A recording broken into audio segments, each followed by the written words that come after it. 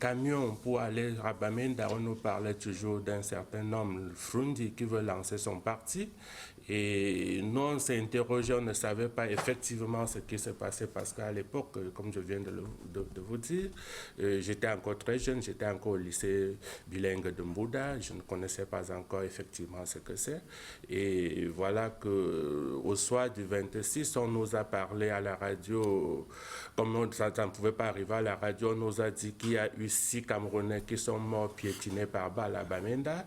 Et 6 morts piétinés par balle. Piétinés par balle, c'est ce que nous avons suivi à l'époque, on était très jeunes. Et après tout cela, Frundi a commencé à faire le tour du Cameroun. Il est arrivé à Mbouda quelques jours après le 26 mai pour lancer son parti. Et nous, on était très jeunes, on était dans les parages, on voyait les gens comme le maître Thio, les Christophe Offier, les Moifo-Pierre qui étaient devant et c'est eux qui conduisaient la vague.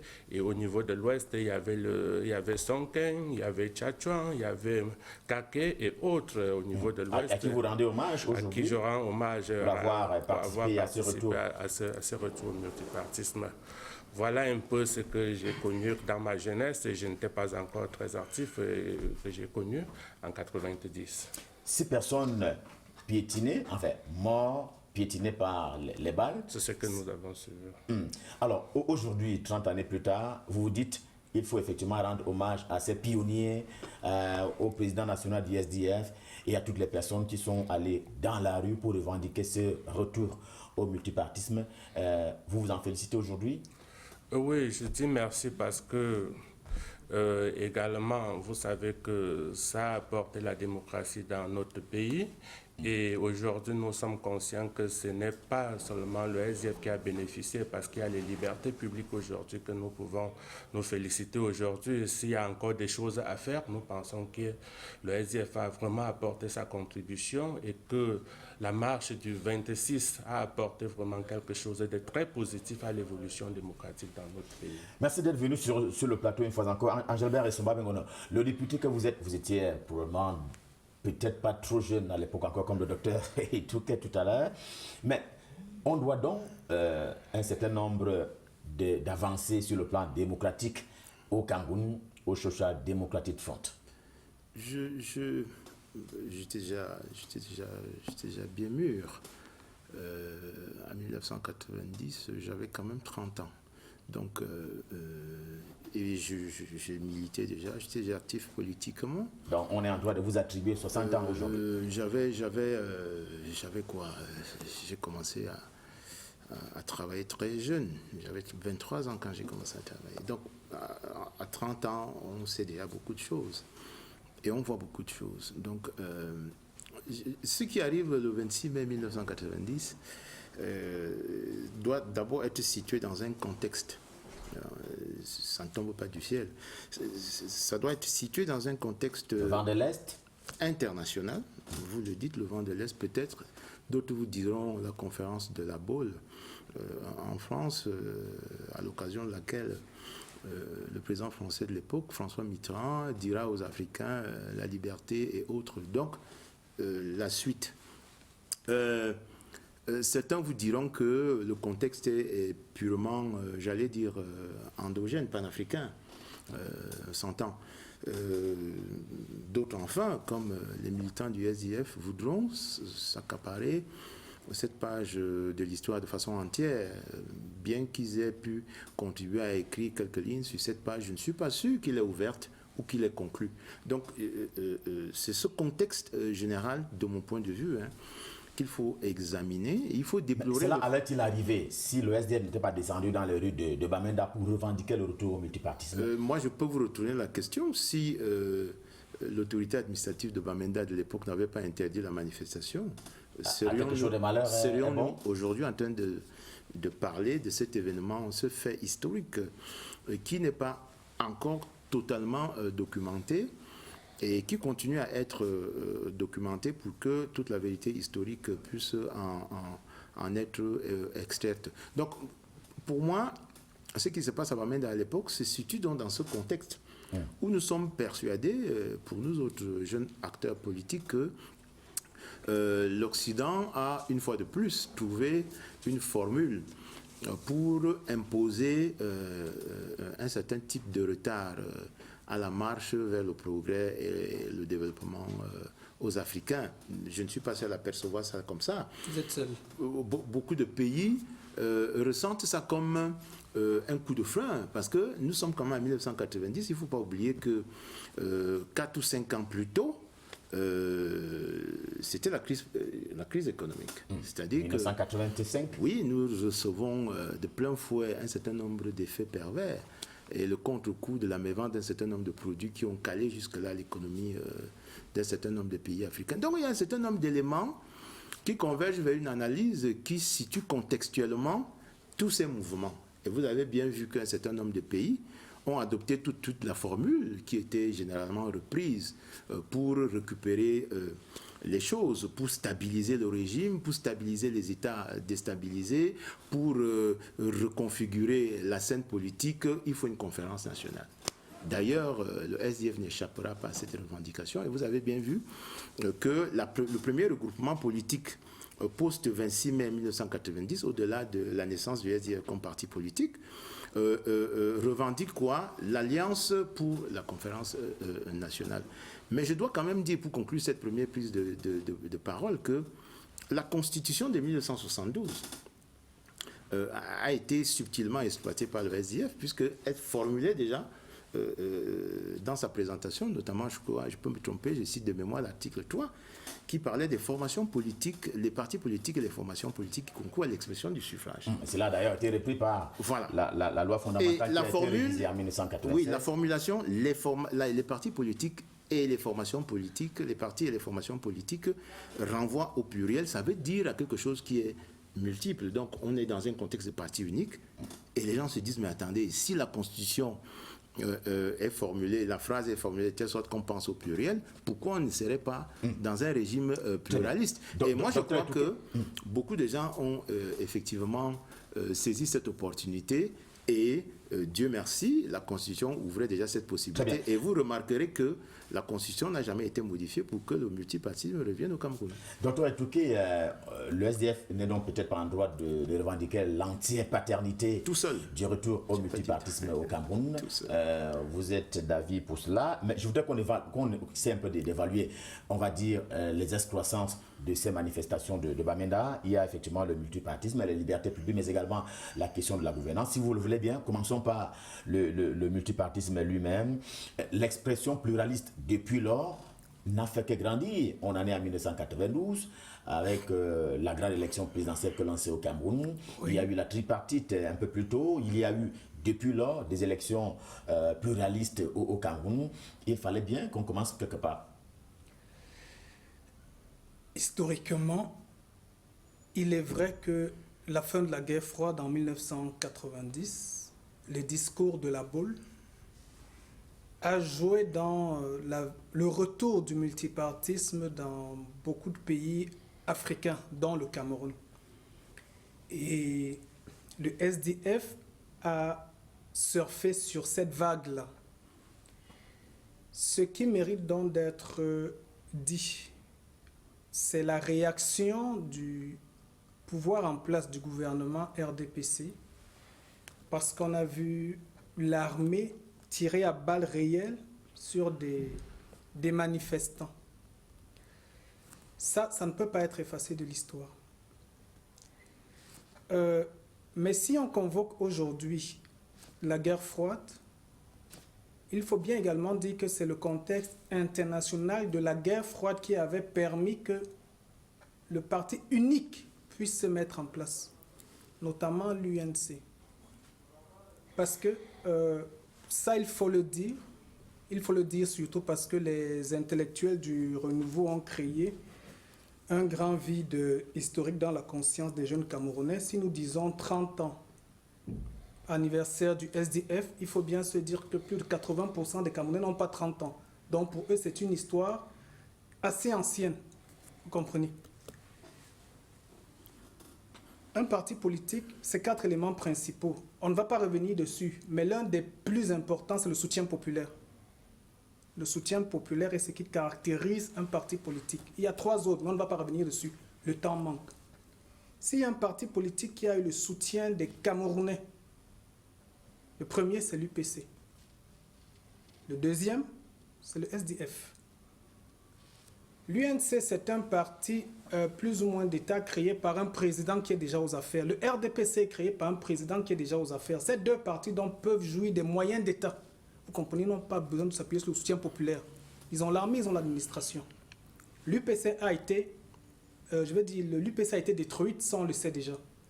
Le deuxième parti donc qui réussit à avoir le soutien populaire, c'est le SDF. Mais il a également été, on va dire, broyé par le RDPC, par des moyens qu'on pourra développer dans d'autres tours de parole, si vous en avez convenance. Tout à fait. Et dès que vous l'avez dit, Jean Tsomelou, est-ce que le multipartisme qu'on vivra tout à l'heure, c'est un peu la question que je voudrais vous réitérer, celle que j'ai posée tout à l'heure au docteur Etouké. Le multipartisme, sur ce coup-là, est-ce que vous en êtes fier aujourd'hui d'avoir contribué à cet édifice? En tout cas, vous avez participé à ce qui est ce vent-là sur le Cameroun, la manière dont les élections sont colorées, les représentations au sein des instances dirigeantes du Cameroun, des exécutifs communaux, le Parlement et même les autres instances, le Sénat. Est-ce que c'est à quoi on pensait les précurseurs de cette marche de Bamenda? Quel est le bilan que vous en faites aujourd'hui sur le plan du multipartisme? Le Cameroun comptant à peu près 300 partis politiques. Oui, nous avons un bilan mitigé parce que, comme l'honorable le disait tout à l'heure, ce n'était pas facile contre le RDPC de lancer une formation politique parce que les cadres du RDPC ont marché contre le multipartisme. Vous vous rappelez des marches avant 90 où il y avait des marches dans presque toutes les villes du Cameroun où les gens étaient contre le multipartisme. Ils ont été pris à contre-courant par le président national du RDPC. De la République qui a décidé de mettre cette concurrence et d'accepter qu'il y ait un multipartisme. Et aujourd'hui, ça n'a pas été facile. Mais c'est un chemin très long et très sémé d'embûches parce que lorsque nous regardons par exemple de 90 à nos jours, avec la tripartite, avec l'Union pour le changement, avec les élections de 96, le système démocratique du Cameroun est en train de régresser. Ça régresse parce que nous partons de l'ONEL 1, du MINAT, de l'ONEL 1, de l'ONEL 1, l'ONEL 2 et les CAM, et nous pensons qu'on pourra un jour arriver à la commission électorale indépendante, qui est l'une des revendications du SDF depuis un certain temps.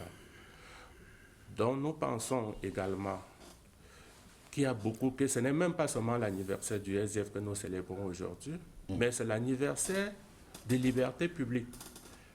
Parce qu'avant 90, on ne pouvait pas s'exprimer comme nous le faisons aujourd'hui.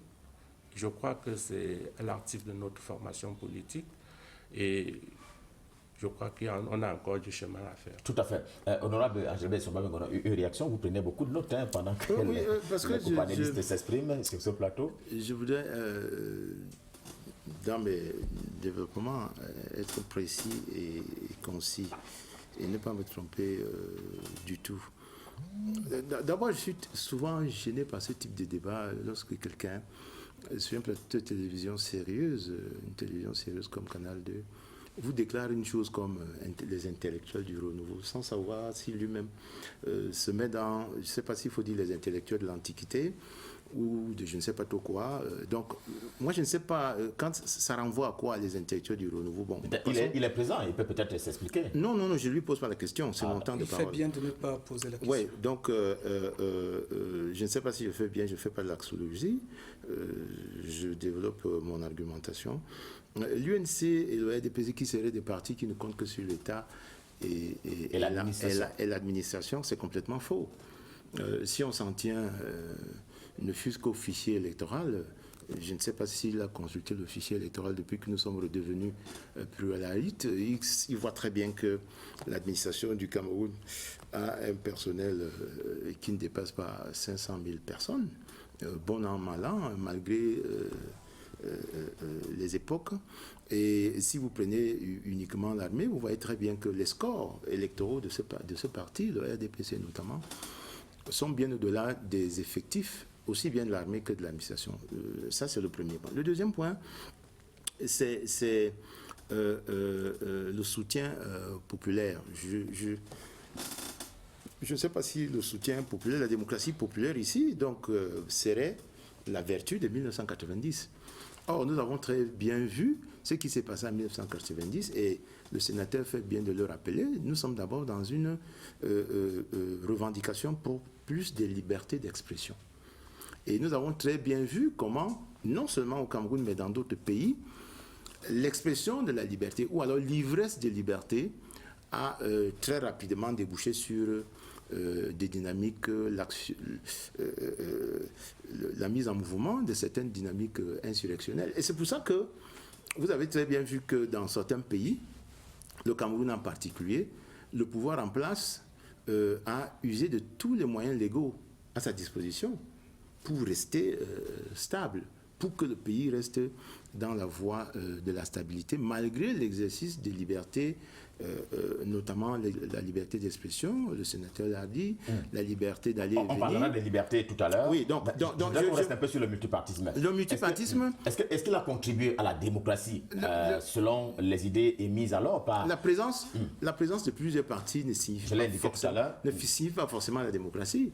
La démocratie, c'est la délibération. C'est la délibération permanente des groupes sociaux, de façon à construire un ensemble d'idées, de cultures sur l'État, la citoyenneté, les affaires publiques, le partage du pouvoir, le pouvoir lui-même, son essence, sa finalité, ses missions, ses fonctions, et puis ses moyens, ses contraintes, sa stratégie. La stratégie en termes de cibles sur la population, en termes de moyens mis en œuvre, et puis en termes de droits reconnus aux individus, aux citoyens. Donc vous voyez très bien que l'État du Cameroun a facilité très rapidement, notamment avec les lois de décembre 1990, les fameuses lois des libertés, a favorisé cette éclosion de l'expression libre des opinions politiques, de la culture, des consciences, de manière à ce que chacun puisse s'exprimer librement, exprimer facilement son ressenti par rapport à la façon dont nous sommes gouvernés. Et vous avez vu la floraison, non seulement des partis politiques, mais aussi d'organes de presse, par exemple. Prenez seulement la liberté de presse. On revient à la liberté d'expression. Quand vous voyez donc la façon dont tout cela s'est fait, quelques années plus tard, vous voyez l'ivresse des libertés, parce que les Camerounais n'étaient pas seulement libres, ils étaient ivres des libertés. Et nous avons même vu que... C'est le cas jusqu'aujourd'hui? Bien sûr, jusqu'aujourd'hui. Et vous avez vu que le SDF, si le sénateur en a convenance, on pourra évoquer son évolution donc depuis 1990. Et vous allez vous apercevoir que autant il a bénéficié de ce que mon ami appelait tout à l'heure la vague des libertés de 1990, issue notamment de la chute du mur de Berlin en 1989, en 1990, et du discours de la Baule, de l'expression libre, du soutien populaire. Il y a même eu un scrutin en 1992, vous vous souvenez, puis des élections municipales. Moi, je me souviens à Douala à l'époque, le sénateur peut en témoigner, c'est vrai qu'il dit qu'il était assez jeune à l'époque. Le SDF a fait le raz de marée de toutes les communes, mais 5 ans plus tard, à l'épreuve du pouvoir, à la réalité du pouvoir, les gens ont commencé à exprimer un désamour vis-à-vis du programme lui-même et du parti, de ses mécanismes, de ses méthodes, de son fonctionnement. Et on voit très bien que le SDF n'a pas échappé à ce qui arrive à pratiquement toutes les institutions sociales. Elles naissent, elles grandissent, et puis elles saturent, et puis elles tendent progressivement, je ne dis pas vers la mort, mais Monsieur le sénateur, une sorte de décrépitude. Dites-moi, est-ce que vous revendiquez toujours la victoire de 1992 on en a beaucoup parlé de cette victoire volée là à l'élection présidentielle et d'un des deux. L'autre question qu'on pourrait se poser, c'est celle de savoir, à l'intérieur même des partis politiques, pour parler de ce multipartisme, est-ce que effectivement, au sein des partis politiques, il y a eu depuis lors cette alternance qui est sous-tendue par le multipartisme que vous appeliez de tous vos voeux. Le SDF, c'est pratiquement le père fondateur, le RDPC et toutes les autres formations politiques sont dans le même registre. Oui, par rapport à l'élection présidentielle de 1992, je crois que la page est tournée. Et les Camerounais savent effectivement qui a gagné cette élection. Vous n'êtes pas sans ignorer les propos du président de la Cour suprême. Il a dit lui-même qu'il avait des mains liées et qu'il était dans l'obligation de publier les résultats qu'il avait. Donc, ce n'est plus notre préoccupation aujourd'hui.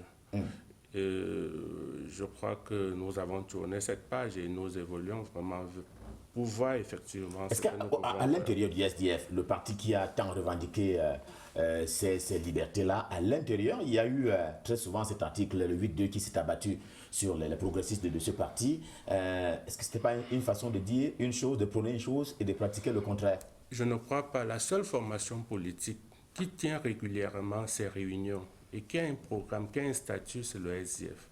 Les statuts nous obligent à tenir au moins 6 réunions annuelles. Et la seule formation politique aujourd'hui dans notre pays qui élit ses membres par élection au scrutin uninominal, poste par poste, c'est le SDF. Regarde les autres formations politiques. Par exemple, le RDPC. Par exemple, le RDPC. Tous les autres postes, le comité central, les autres, on vous parlera des titulaires élus, ainsi de suite, mais c'est des listes. Mais au sein de notre formation politique, le président national est élu au scrutin uninominal. Le premier vice-président au scrutin uninominal. Le deuxième vice-président jusqu'au 5e vice-président. Le secrétaire à l'éducation est élu au scrutin uninominal. Tous les postes. Donc, nous passons nos élections. Nous sommes un parti démocratique. Au niveau des cellules, c'est la même chose. Au niveau des circonscriptions, la structure ayant 26 membres au sein de la structure, au sein de notre circonscription, c'est la même chose, le scrutin uninominal. Et vous avez évoqué tout à l'heure l'article 8.2. L'article 8.2 n'est pas l'exclusion, c'est un constat. Si vous décidez d'aller, par exemple, à Douala, avec un passager, et vous trouvez que le passager à Bafia est en train d'aller à Bafoussam, alors que vous avez pris la décision d'aller à Douala. Vous constatez qu'il a changé de direction. C'est ça l'article 8.2. Donc c'est un constat, ce n'est pas l'exclusion. Docteur Etouké, dans le cadre de la culture politique qui était appelée par le SDF, je voudrais qu'on insiste davantage sur l'évolution de la démocratie camerounaise. Alors, la culture politique que je convoquais tout à l'heure, au sein des formations politiques, il y a peut-être le SDF qui l'a prôné et qui le pratique, cette alternance-là.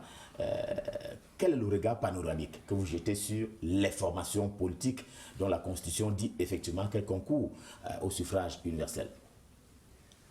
Les formations politiques au Cameroun sont, à mon sens, toutes gangrénées par le poids que le RDPC a dans l'administration camerounaise. Je vais développer, mais si vous me donnez par exemple 30 secondes pour rebondir peut-être rapidement sur ce que l'honorable Bengonois dit tout à l'heure, on ne peut pas tricher avec l'histoire. 89, c'est la chute du mur de Berlin, mais la dislocation de l'Union des républiques socialistes soviétiques, c'est en 90. C'est elle qui marque dans la fin de la guerre froide. C'est pour ça qu'on dit généralement 90. Et s'il faut continuer avec des repères historiques qui sont infalsifiables, l'UPC, c'est 47. Il n'y a personne sur ce plateau qui était né. L'UPC n'était pas le seul parti politique au Cameroun, mais comme il avait un soutien populaire très fort, c'est pour cela qu'il a mis à mal l'administration coloniale française qui a tout fait pour la dissoudre. Et en 1955, c'était fait. L'UPC est entré en clandestinité. C'est-à-dire c'est un décret administratif qui a dit l'UPC n'existe plus. Mais les citoyens camerounais portaient cette chose dans leur cœur. La deuxième formation politique qui revient sur la scène avec un fort soutien populaire, c'est le SDF. Et donc c'est également férocement combattu par le pouvoir en place, qui mettra par la suite cette histoire où on a eu plusieurs formations politiques et que l'on a 300 aujourd'hui pour diluer, n'est-ce pas, le soutien populaire dont peut se prévaloir une formation. Alors c'est une construction de pouvoir en place? C'est une construction de pouvoir en place. Donc, si je reviens donc à votre question, que valent les formations politiques au Cameroun? Quel est leur poids? À partir du moment où le gouvernement RDPC, vous savez, ils ont des gens assez intelligents. Malheureusement, ils travaillent plus pour se maintenir au pouvoir que pour essayer de construire notre pays. Et quand ça commence à coincer, ils sont très forts pour fabriquer des boucs émissaires du genre le contexte international, le FMI, la Banque mondiale, des choses comme ça. Pourtant, ce sont des grands garçons qui sont doués de neurones et qui méditent, qui réfléchissent profondément pour tout noyauter dans la nation camerounaise, la société camerounaise, pour s'éterniser au pouvoir. Les partis politiques camerounais... Se sont-ils réinventés? Ont-ils rénové? Se sont-ils restructurés? Non, malheureusement. Non, malheureusement, pourquoi? Parce qu'un parti politique, on l'a dit, il y a 4 éléments. Bon, le premier élément, c'est qu'un parti politique doit être durable. Ça veut dire qu'il doit pouvoir survivre à ceux qui l'ont créé. Oui. Survivre au-delà de ceux qui l'ont créé. L'UNC, c'était M. Aïdjo. M. Aïdjo est parti, l'UNC est morte. Le RDPC, c'est M. Bia. Je ne sais pas si ça va suffire à M. Bia. Donc la plupart des partis camerounais sont adossés sur des individus. Il n'y a que l'UPC qui continue à exister aujourd'hui alors que ses promoteurs ne sont plus là. C'est vrai que l'UPC a été fondamentalement dénoyauté. La première caractéristique d'un parti politique, c'est la durabilité. La deuxième, c'est de pouvoir s'étendre dans le territoire. L'UPC, en peine 3-4 ans, il y avait 480 comités de village. Ça se répandait comme la peste, là, comme la mauvaise herbe. C'est-à-dire l'UPC, prenez la société camerounaise. Est-ce qu'il y a un parti politique aujourd'hui au Cameroun, en dehors du RDPC, présent dans le maillage territorial camerounais? Non. Mais il faudra revenir sur ce RDPC et même sur l'UNC, parce que ce sont des partis, comme ceux qui les ont créés étaient déjà dans l'appareil gouvernemental et au plus haut sommet de l'État. Ils ont des sous-préfets, des préfets, des gouverneurs comme des relais administratifs, même si c'est officiel. Donc, ils sont partout. Est-ce qu'un parti politique camerounais a la possibilité d'être partout au Cameroun? Non. Le troisième élément, c'est la volonté d'accéder au pouvoir. Bon, tous les partis veulent accéder au pouvoir, mais je veux dire, c'est peut-être qu'une volition. Mais le quatrième élément, le soutien populaire. Quand vous avez 300 partis politiques, le soutien populaire, vous faites comment? Vous l'effritez. Et quand vous l'effritez, ça va donc bénéficier à celui qui tient les rênes de l'État. Donc, sur ce coup-là, on va quand même dire que les intellectuels du renouveau, même si le terme ne semble pas plaire à tout le monde sur ce plateau, ils ont été suffisamment malins pour déstructurer, pour désubstantialiser le parti politique camerounais qui est né hors de l'appareil gouvernemental, qui est né dans la rue, c'est-à-dire le SDF. Donc, on a émietté ce soutien populaire. Et aujourd'hui, le SDF n'est plus l'ombre que de lui-même. On expliquera peut-être pourquoi et comment c'est devenu, mais il n'en demeure pas moins qu'en 2020, bon, vous dites un Camerounais, le SDF, on va dire oui, ni John Frondi. Certains, peut-être nostalgiques, peuvent se rappeler que bon, en 92, ils auraient gagné les élections. En tout cas, plusieurs sources documentaires concordantes vont dans le sens de que bon, officiellement, RDPC, M. Bia, c'était 40%, 36% pour SDF et ni John Frondi. Bon, d'autres sources disent qu'on a légèrement inversé, mais il n'en demeure pas moins que même les résultats officiels montrent que le soutien populaire du SDF, un parti politique qui s'est créé 2 ans avant qu'il va aux élections, qui réussit à avoir 36% face à un mastodonte qui tient les rênes de l'État à l'administration, mais c'est franchement phénoménal. Tout à fait. Mais aujourd'hui, que vaut le SDF? Peut-être qu'il va répondre à cette question. Je reviens à vous, honorable.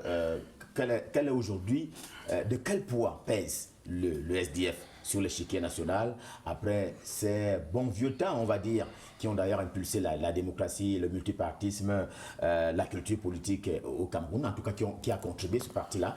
Quel est aujourd'hui le poids du SDF sur l'échiquier politique national? Oui, comme tout à l'heure je l'ai dit, nous avons un bilan mitigé, que je ne peux pas dire positif. Nous sommes conscients et c'est le lieu pour nous, comme je l'ai dit, en 2019, de demander pardon au peuple camerounais et que nous allons relever la barre. Parce que nous sommes conscients, effectivement, de tout ce qui est arrivé.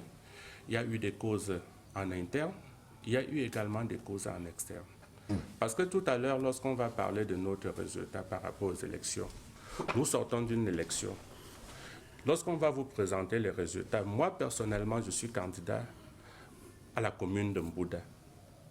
Aux environs de 14 heures, les tendances dans les urnes montrent que je gagne les élections. Mais les élites du RDPC, aux environs de 15 heures, commencent le bourrage des urnes. À 18 heures, on dépouille un candidat, Foncon, ramasse encore un lot de bulletins, verse dessus. Je m'interpose, je dis que ça ne peut pas se passer comme ça. On m'arrête, on m'amène au commissariat, on me met en cellule, parce que l'élite du RDPC a demandé qu'on me déshabille, on me met en cellule. Secrétaire général de notre formation politique, on me met en cellule parce que je me suis opposé par rapport à la fraude électorale. Et après, on viendra dire au chef de l'État, j'ai gagné, nous avons gagné la ville de Mbouda, le RDPC a eu 75%, alors que c'est de la fraude.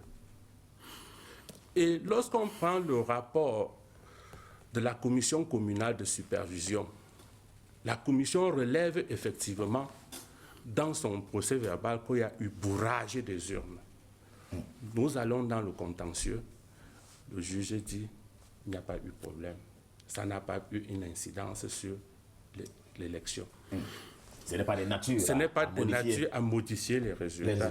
Donc, vous voyez, le pouvoir a préparé tout cela pour anéantir le SDF depuis 1996. Je suis député à l'Assemblée nationale, d'abord conseiller municipal en 1996, je n'avais que 26 ans, du SDF.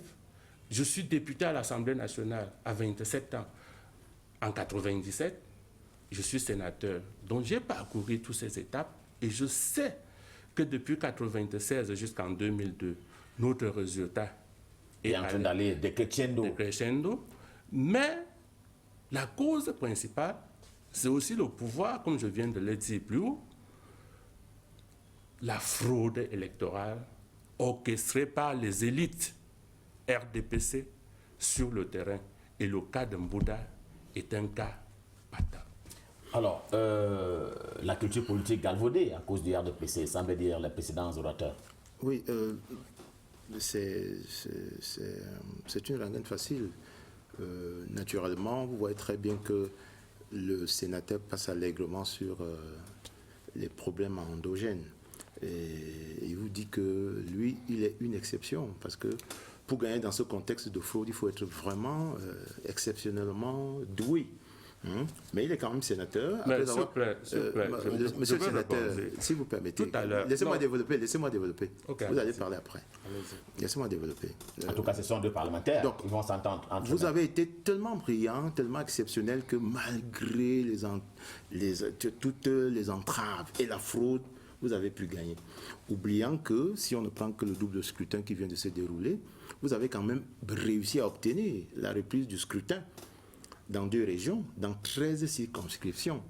Donc vous ne pouvez pas me dire que si vous aviez eu des preuves vraiment irréfutables en ce qui concerne Mbouda, vous n'auriez pas pu avoir l'annulation du scrutin. Surtout que vous savez très bien que vous avez souvent eu l'annulation des scrutins. Si je ne m'en tiens qu'aux élections de 2008 par exemple, si je m'en tiens au scrutin de 1996. Donc chaque fois que vous avez présenté des preuves de ce que vous appelez la fraude, et qu'il y a eu des dysfonctionnements dans le processus électoral, l'instance saisie s'est prononcée en votre faveur. Donc vraiment, de votre histoire de bourrage des urnes en Mbouda, je la prends avec des pincettes.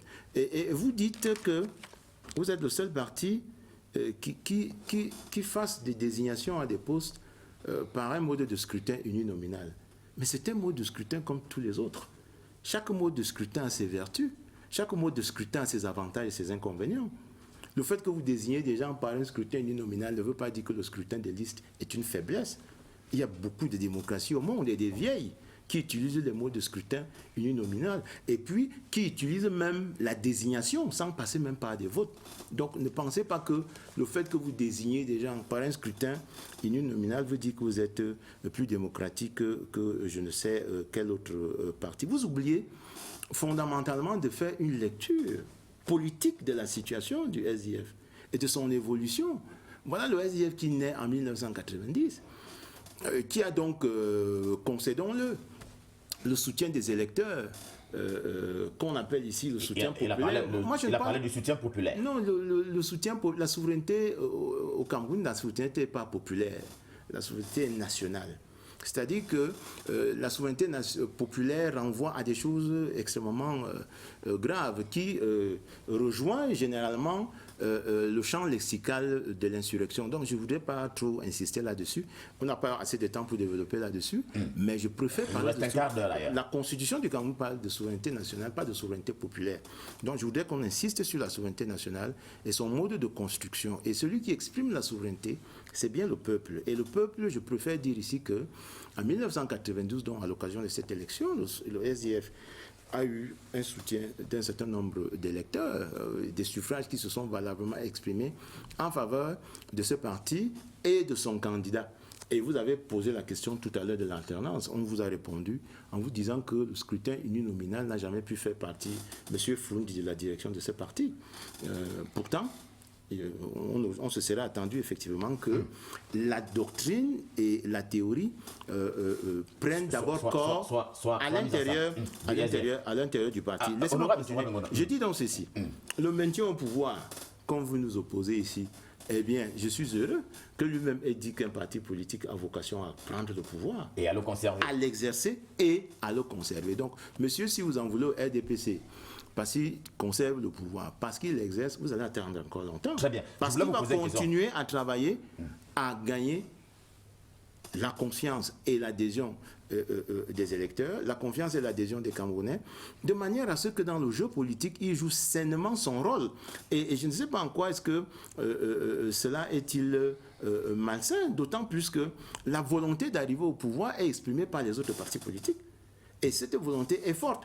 Et le SDF ici présent ne peut pas éluder le fait que d'autres partis sont nés et qui, du fait du désamour du SDF avec ses électeurs, d'autres partis sont nés, sont venus puiser dans son électorat, dans son fief, à Douala, à Yaoundé, dans l'Adamawa, à l'est, au sud, dans le nord-ouest et le sud-ouest. Et même, le SDF lui-même sait le travail de terrain très important qui a été mené par le RDPC. Ceux qu'il appelle les élites du RDPC ne sont pas des bourreurs des unes, ce sont des gens qui travaillent quotidiennement. Et vous ne pensez pas si bien dire. La vitalité d'un parti, c'est précisément sa capacité à pénétrer le corps électoral, le corps social, pour susciter l'adhésion à son programme, à ses candidats, et pour qu'il obtienne le maximum de suffrages. Réaction du sénateur. Moi, je dis que passer la parole, docteur. Je dis le SDF doit beaucoup travailler. Le SDF doit beaucoup travailler sur ses erreurs, sur ses fautes. C'est humble, c'est sain, c'est humain de reconnaître ses erreurs et de travailler sur ses erreurs. Je puis vous assurer qu'il n'y a aucune cellule, aucun cabinet au SDF, au RDPC qui travaille pour mettre sur ce que vous faites. Nous travaillons sur nos erreurs, sur nos forces et nos faiblesses. Travaillez également sur vos forces et vos faiblesses. Et vous verrez, peut-être que vous allez encore susciter l'adhésion. Une réaction en quelques secondes du sénateur avant de donner la parole au docteur Etouké. Tout à l'heure, je vais répondre à l'honorable. Le contentieux dont je parle, c'est le contentieux des municipales qui est réglé à la chambre administrative et différent du conseil constitutionnel où il faut vider avant de proclamer les résultats. Donc actuellement, le contentieux n'est pas encore vidé au niveau des élections municipales. Donc nous attendons encore et nous pensons que les juges, nous avons confiance à ces juges et je crois qu'ils donneront raison par rapport à tout ce que nous avons vécu en Bouddha et dans le Nord-Ouest parce qu'il y a une jurisprudence. On ne peut pas annuler les élections dans 13 circonscriptions aux législatives et des élections couplées.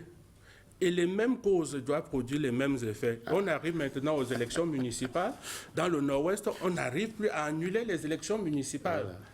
Je crois que nous devons faire quelque chose. Tout à fait. Et j'ai bien dit, nous avons des causes en interne comme en externe. Voilà. Je n'ai pas développé les causes en interne parce que nous sommes très conscients.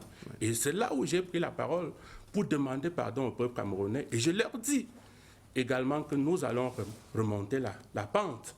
Parce que nous savons déjà ce que nous pouvons faire et que les Camerounais nous attendent là-dessus. Allez, le SDF prend un engagement à l'occasion du 30e anniversaire de sa vie pour demander pardon à ses militants, aux Camerounais globalement, et promet de rebondir avec des nouvelles méthodes pour, bien entendu, réduire son blason. Alors, docteur Etouké, une double question. D'abord, est-ce que c'est la faute au régime du RDPC, dont vous parlez depuis quelque temps, de ne pas consacrer un statut de l'opposition, et ce qui signifie bien entendu qu'il n'y a pas une carrière d'opposant au Cameroun? Si c'est une question binaire, je réponds oui, c'est la faute du régime RDPC. Une toute petite parenthèse, peut-être pour suggérer à l'honorable Bengono qu'il devrait peut-être échanger avec ses collègues députés pour que chaque député ait peut-être un cabinet parlementaire avec des... Il y a plein de politologues formés dans des universités d'État qui peuvent... Je voudrais vous rassurer que le député Souba Bengono a un cabinet, s'est doté d'un cabinet parlementaire, comme il a donc certains députés d'ailleurs. probablement des gars qui ne sont pas encore tout à fait au point parce qu'il vient de commettre une aberration entre la distinction souveraineté populaire et souveraineté nationale. Donc on n'a pas le temps de développer, mais ce qu'il a dit est une hérésie. Voilà. La souveraineté populaire est ce qui fonde surtout la démocratie. C'est sur la souveraineté populaire que s'appuie le suffrage universel. Une personne, une vote. La souveraineté nationale, c'est autre chose.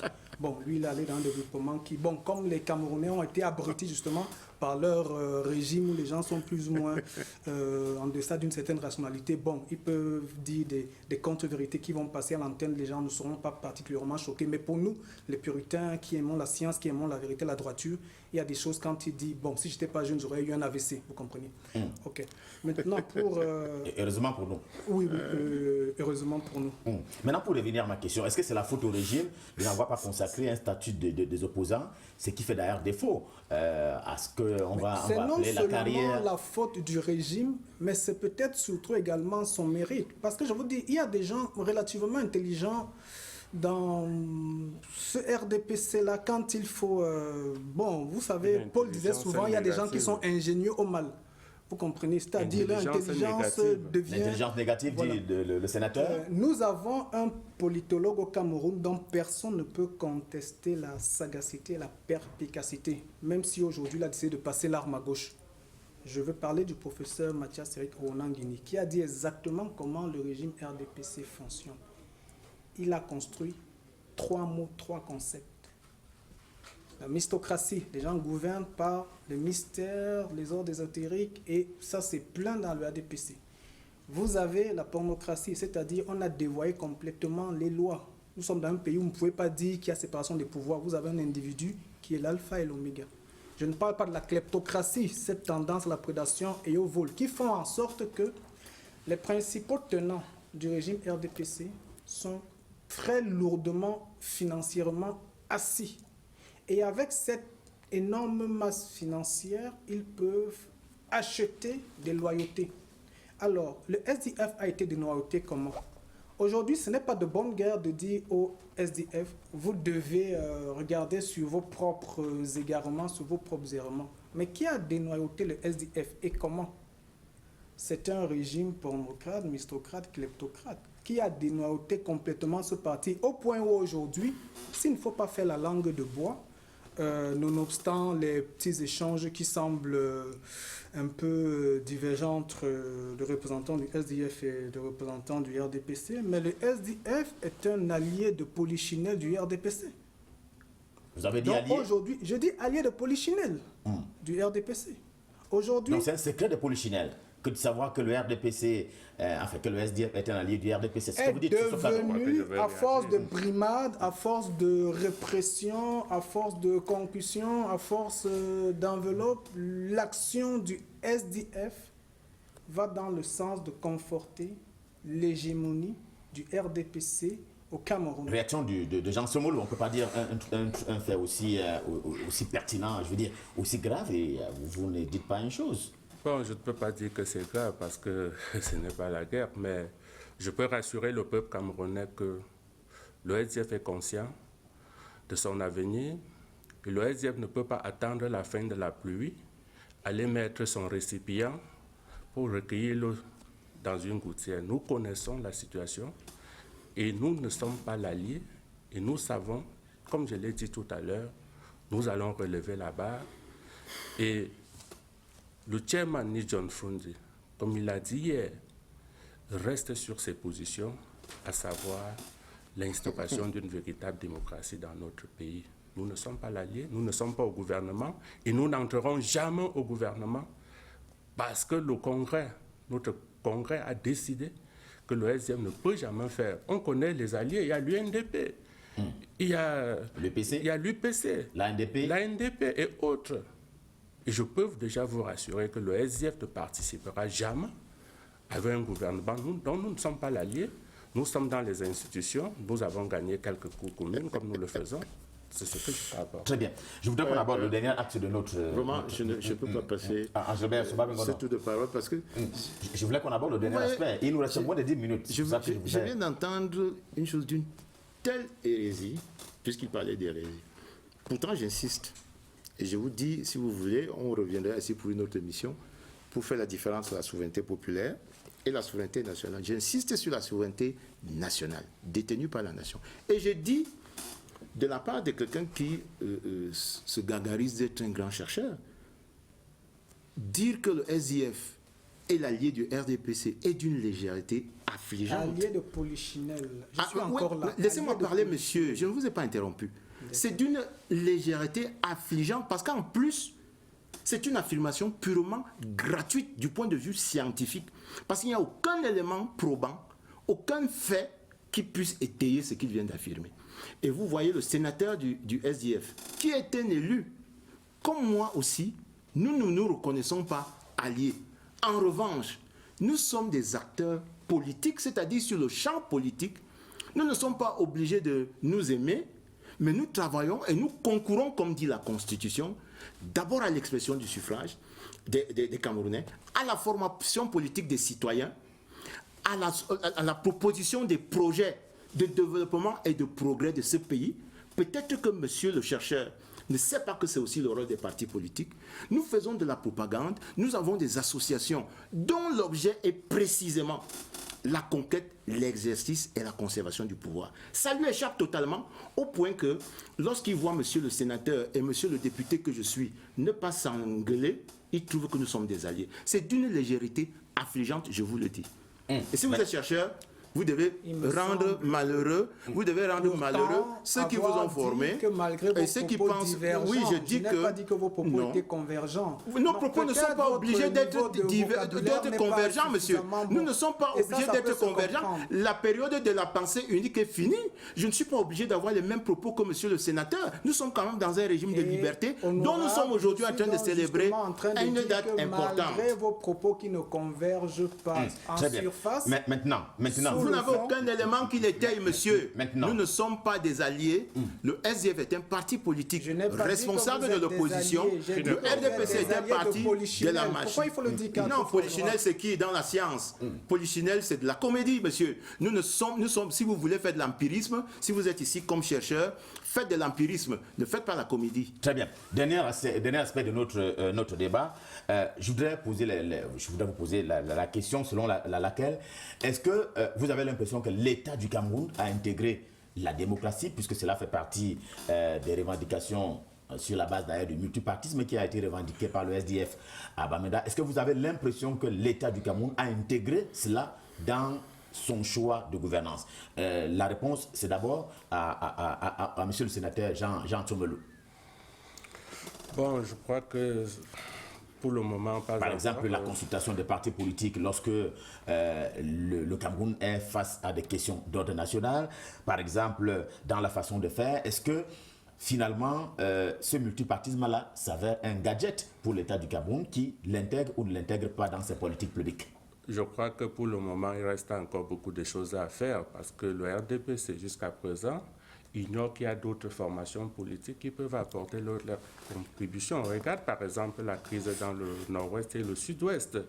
Depuis, nous avons décrié qu'on puisse inscrire à l'ordre du jour du Parlement cette question pour discuter l'élu du peuple, qu'ils essayent d'échanger entre eux pour voir effectivement comment régler ces problèmes. Avec la majorité obèse du RDPC, ils ont bloqué. L'État a-t-il compris cela? A-t-il intégré cela dans la gouvernance, docteur Etouké? Non, malheureusement, non, pas encore.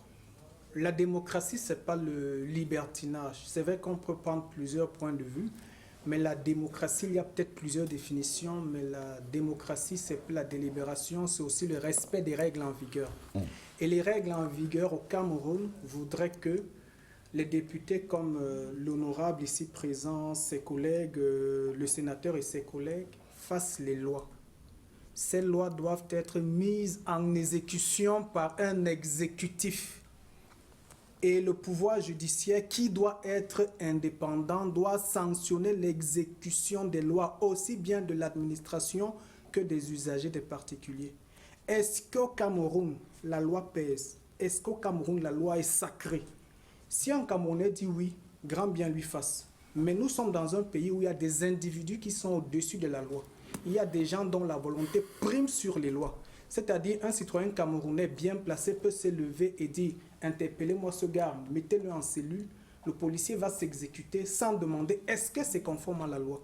Nous ne sommes donc pas un État démocratique. Il y a encore beaucoup de chemin à faire. Et il est même difficile, la vérité, qu'avec un régime assis sur la pornocratie, la mystocratie, la kleptocratie, comme l'est actuellement le RDPC, qu'on puisse même commencer à aller vers cette forme de vie-là qu'est la démocratie. Ce n'est même pas envisageable. Il faut qu'on se dise des vérités assez franchement. Assez très rapidement, honorable, je voulais, ça va être la dernière question. Vous posez la question, vous avez l'impression que... Vous posez la question à un chercheur sur la société démocratique. Moi, je voulais vous poser la question de savoir si le multipartisme, la démocratie, ces entités-là ont nourri le débat politique et la gouvernance au Cameroun. Bien sûr, je vous l'ai dit dès le départ que la présence d'une pluralité de partis politiques ne signifie pas forcément la société démocratique. Et la société démocratique, c'est le système. Lui, vous parlez des régimes politiques en disant qui doit voter les lois, qui doit les exécuter. Ça relève des régimes. Moi, je vous parle du système. Et le système, c'est l'état de droit. Et l'État du Cameroun a intégré la construction d'un État qui vit sous le primat de la loi. Il vous parlait des cas marginaux. Quel est le policier qui peut aujourd'hui faire arrêter un Camerounais en lui montant tout simplement du doigt, c'est-à-dire du simple fait qu'il a rencontré en route, il dit « Monsieur le policier, arrêtez-moi ce monsieur » et ça s'exécute. Vous voyez, il y a même j'allais dire, une exagération épique. Mais tellement épique que quand ça sort de la bouche, non, attendez monsieur, quand ça sort de la bouche d'un chercheur, quelqu'un qui ne peut pas étayer ça, c'est très grave. Et je vous dis, l'État du Cameroun a tellement intégré la constitution de l'État de droit que même les régimes les plus démocratiques, anciennement démocratiques, qui n'ont pas fait l'économie ni du temps, ni des moyens pour devenir démocratiques, continuent à avoir des abus. C'est-à-dire des actes qui relèvent non pas du droit, mais de l'arbitraire. Donc, je dis donc que, monsieur, l'État du Cameroun a parfaitement intégré l'État de droit, la notion de l'État de droit, et cet État de droit est en constitution sur nous. Chaque institution s'évertue, fait l'effort de jouer son rôle, et moi nous faisons confiance à la capacité des citoyens à jouer leur rôle parce que ça ne relève pas que de l'État en tant qu'ensemble des institutions, ça relève aussi du citoyen. C'est-à-dire la capacité du citoyen à participer effectivement à la conquête de ses libertés, à l'exercice de ses libertés, à la conquête de cet état de droit, ou précisément... C'est une conquête permanente. Voilà, c'est une conquête permanente. Docteur Etouké, en 30 secondes, oui. Vous voulez prendre un exemple? L'honorable Bengono est en train... Ok. Aujourd'hui, c'est l'anniversaire du SDF. On devrait donc mettre le SDF à l'honneur. Il y a le chef d'un parti politique qui a été interpellé dans un domicile à Douala, semble-t-il sans mandat, qui a été déplacé d'une région à l'autre, qui a été détenu. En fait, il y a une série d'irrégularités qui sont, ma foi, passées comme une lettre à la poste. Mais nous ne sommes pas là pour parler d'un autre parti politique. Et les exemples de violations des lois au Cameroun sont légion.